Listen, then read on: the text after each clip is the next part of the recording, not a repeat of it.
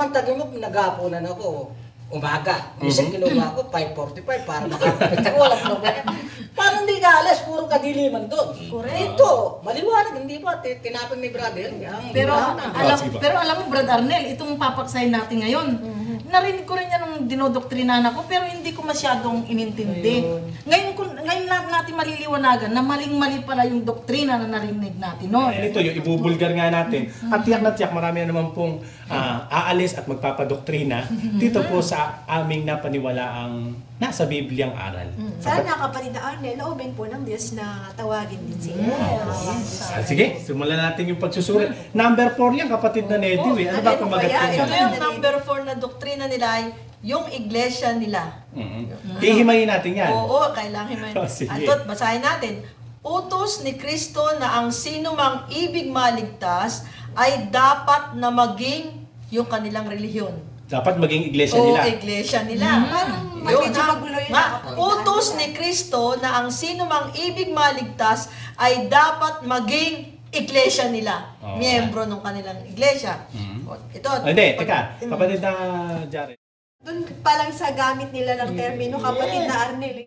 Yes, tama. Kasi napansin ko, maging yung kanilang iglesia. Samantalang sa atin, como tayo ay sumasampalataya, nakaanib sa tunay na samang sa Diyos, na siyang iglesia ng Diyos, tayo'y aanib doon. Sa kanila, maging yung kanilang iglesia. Anong ibig nilang ipunto doon, kapatid na Arnel? Lalabas, kung susumayin mo to at kung pag-aaralan mo ng malalim, iba yung iglesia na tinutukoy ng Biblia kaysa doon sa maging. May strategy yan ng panlilinlang na para ilihis sa Biblia eh. Paano yung kapatid na... Kasi kapag sinabi nila yung totoo na dapat umanib sa tunay na iglesia, mapipilitan kang hanapin sa Biblia.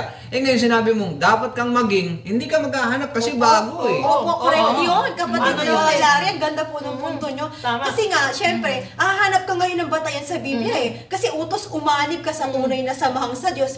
Sila, wala naman silang maipapakita sa Biblia at wala silang mababasa na aaniban. Kaya ang ginawa nila ngayon, kapatid na Arnel, ay nagtayo sila eh. At hindi ba may mababasa tayo na nagtayo sila ng iglesia nila, kapatid na Arnel? Pero bago sila magtayo, Sis Jared, Brad Arnel, yung title kasi, tignan ko nga Sis Neddy, utos ni Kristo daw. Pero yung si Kristo pa ang ginamit para siya ang nag-utos.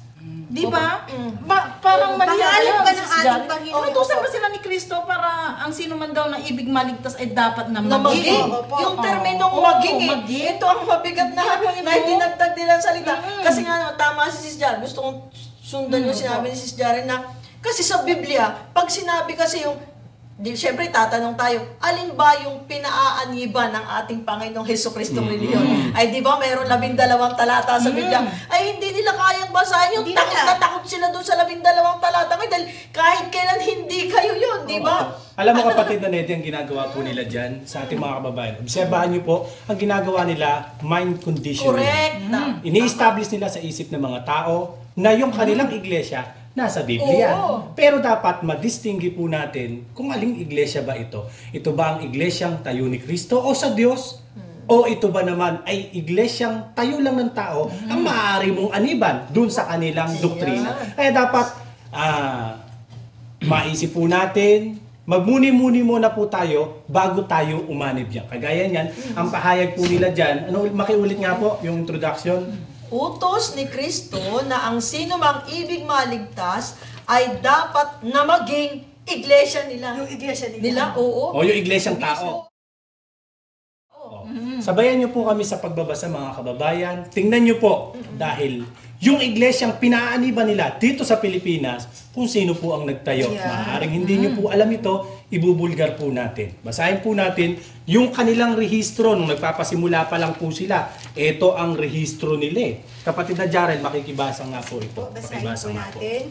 Ito po yung kanilang rehistro. Know all men by this sense that in situ Punta Santa Ana, jurisdiction of the city of Manila, Philippine Islands, the members of the society denominated as yung kanilang iglesia in its meeting held unanimously resolved the following: that the said society be formally called. Tamang-tama kapatid na Arnel. Kung ano yung nakasulat doon sa doktrina nila dito, ito yung nakasulat, ibig sabihin, ito yon. Ang sabi po, that the said society be formally called, yung kanilang iglesia, and the same shall have on its object the formation of a corporation under the laws of the Philippine Islands.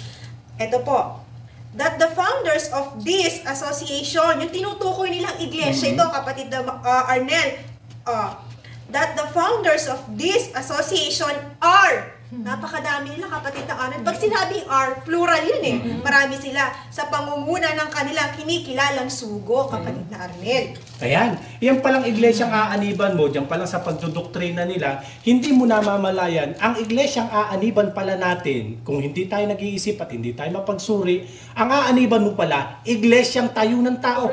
Kapatid na Jarel, nasa Biblia po yan, mapanganib na iyan po ang maaniban natin. Basahin po natin yung nakasulat sa Aklat ng Roma, sa Gis, ito po ang sinasabi. Gis at 2. Sapagkat sila'y pinatototohanan ko na may mga pagmamalasakit sa Diyos, datapwat hindi ayon sa pagkakilala, sapagkat sa hindi nila pagkaalam ng katuwiran ng Diyos at sa pagsusumakit na maitayo ang sariling kanila, ay hindi sila napasakop sa katuwiran ng Diyos. Ayan, tamang-tama. Talaga nga pala yung mga yan hindi nakakaalam ng katuwiran ng Diyos. Ano? Kaya po pala sila nagtayo ng sarili. Opo. Pagkatapos ngayon, idudoktrina sa kapwa-tao natin na ito'y tunay. Hindi ba napakaraming kasalanan yan na napakarami nilang inililigaw ng mga tao? Kaya nga mapapansin mo, dapat daw kung sino ibig maligtas, maging. Pero kaya kaibahan sa atin mga kasama, tingnan niyo po yung narinig po natin kay kapatid na Soriano. Kung ibig mong maligtas, umanib sa iglesia ng Diyos. Umanib, hindi ka maging iglesia ng Diyos. Iba kasi yung maging iglesia ka ng Diyos kaysa sa umanib doon sa iglesia Saka ng Diyos. brother, lagi naman nating narinig. Ikaw naman, lamang ka rin dati nung Bible Expo tayo, di ba?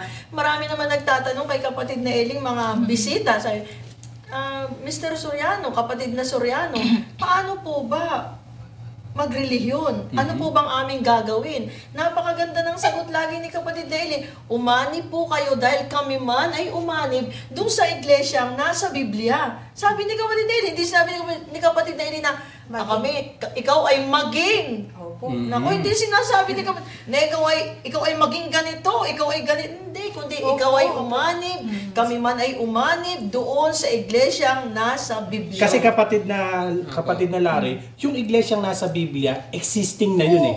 Aaniban na lang natin. Anong gagawin ng tao? Aaniban. Pero never kailanman na ikaw maging iglesia. Sa bagay, brother Ned, yung kanilang titulo ng pangalan ng relihiyon na pinagsasama-samahan nila. Actually, kumbaga sa nakasulat din naman kasi, di ba? Kaya lang, itong mga kasama, nakasulat sa pangalan. Madali lang naman yung ilagay mo yung pangalan eh. Kumbaga sa biyahe, di ba? O biyaheng ganito, mabuti pa nga yung sa biyahe, brother Ned. Nakalagay, Cubao.